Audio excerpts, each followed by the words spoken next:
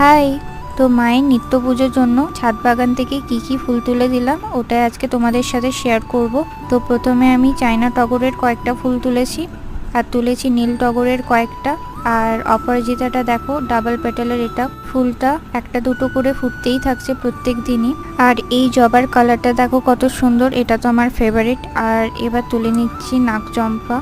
নাগচম্পার ফুল শিব ঠাকুরের খুব পছন্দের একটা ফুল। ফুলগুলো আগের দিন একটু জল পড়াতে একটু নষ্ট হয়ে গেছে। আর এটা আমার সিঙ্গেল পেটালের অপরাজিতা, এই গাছটাতে খুব ফুল ফুটছে। আর এখানে তুলে নিচ্ছি আমি পিঙ্ক কালারের জবা, আর সাদা জবা দেখো কত সুন্দর ফুটেছে। এবার চলো তোমাদেরকে গুনে দেখাই যে কতগুলো কি ফুল ফুটেছে।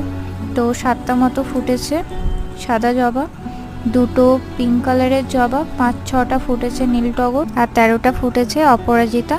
দেখা হবে নেক্সট ভিডিওতে।